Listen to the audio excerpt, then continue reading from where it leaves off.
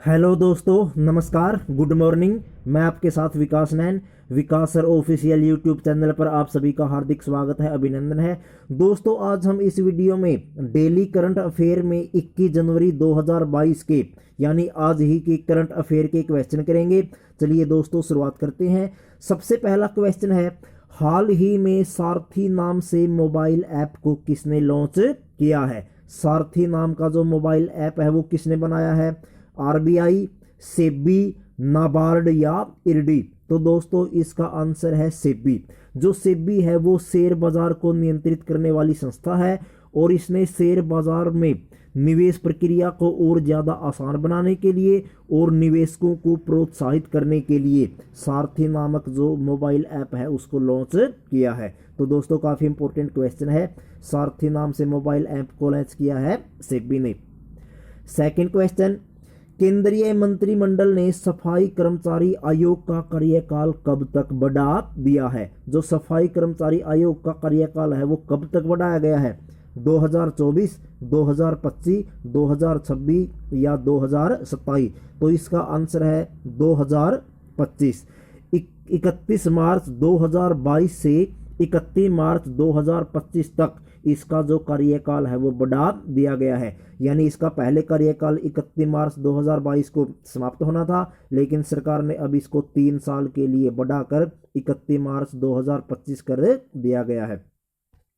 तीसरा क्वेश्चन, किस भारतीय टेनिस खिलाड़ी ने 2022 के सीजन के बाद संन्यास लेने की घोषणा कर दी है? 2022 सीजन के बाद किसने संन्यास लेने की घोषणा की? सानिया मिर्जा, साइना नेहवाल, महेश भूपति या रमेश कौर? तो दोस्तों, इसका आंसर है सानिया मिर्जा ने। सानिया मिर्जा ने हाल ही में घोषणा की 2022 सीजन के बाद वो संन्यास ले लेगी।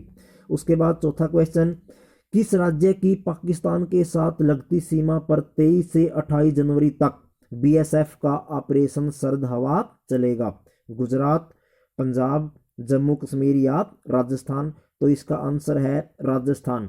23 जनवरी से लेकर 28 जनवरी तक जो बीएसएफ है, बॉर्डर सिक्योरिटी फोर्स, उसका ऑपरेशन जो सर्द हवा है वो चलाया जाएगा, जिसमें गहन जो चेकिंग अभियान है वो चलाया जाता है।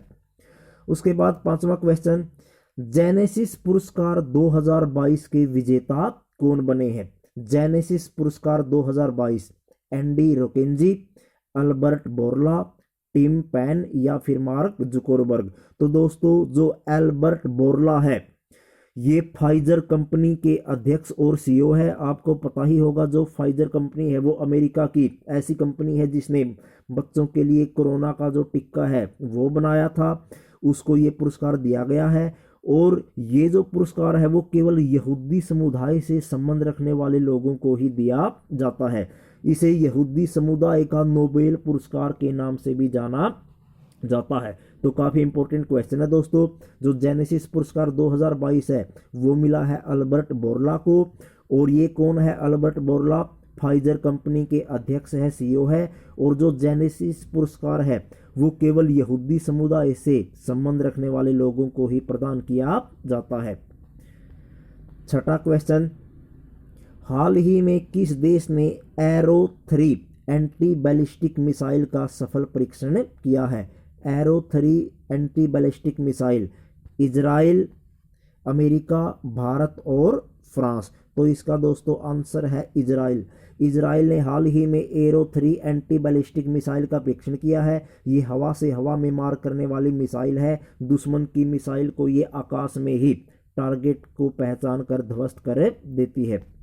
उसके बाद अगला क्वेश्चन, कौन सा देश 2022 के लिए ब्रिक्स का अध्यक्ष देश चुना गया है? 2022 के लिए ब्रिक्स का अध्यक्ष देश भारत, चीन, साउथ अफ्रीका या रूस?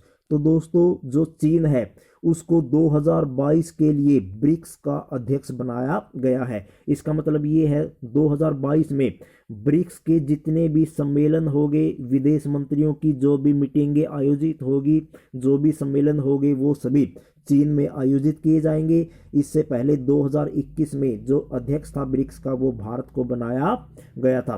आपको याद ही होगा दोस्तों, जो ब्रिक्स है उसके कुल 5 सदस्य देश हैं, भारत, चीन, साउथ अफ्रीका, रूस और ब्राजील।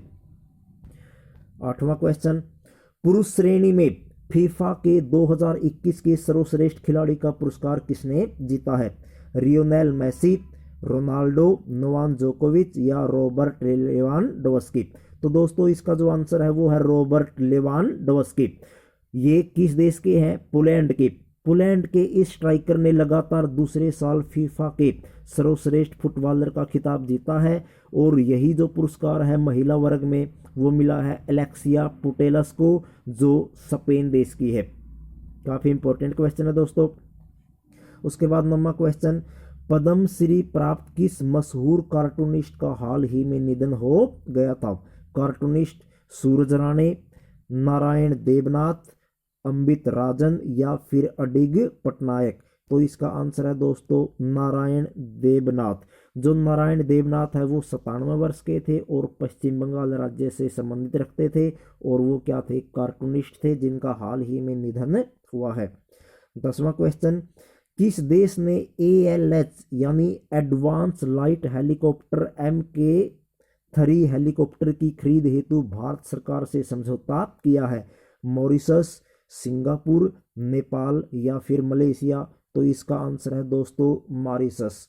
मॉरिशस ने जो एडवांस लाइट हेलीकॉप्टर हैं उनको खरीदने के लिए भारत सरकार से समझौता किया है और इन हेलीकॉप्टर को भारत में किसके द्वारा बनाया जाता है? हेल के द्वारा, यानी Hindustan aeronautics limited. Hello, Hindustan aeronautics limited.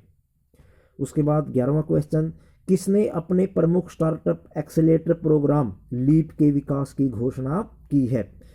Amazon, Flipkart, जियो या मंत्रणा। तो दोस्तों इसका आंसर है फ्लिपकार्ट। जो फ्लिपकार्ट है उसने हाल ही में ये घोषणा की है, वो अपने स्टार्टअप एक्सेलेरेटर प्रोग्राम के लिए लीप नामक एक एप्लीकेशन प्रोग्राम है वो बनाने जा रही है। और दोस्तों आपको पता है जो फ्लिपकार्ट है वो भारत की एक ई-कॉमर्स कंपनी है। ई-कॉमर्स कंपनी है और इसका जो मुख्यालय है वो बेंगलोर में स्थित है। कहाँ पर? बेंगलोर में।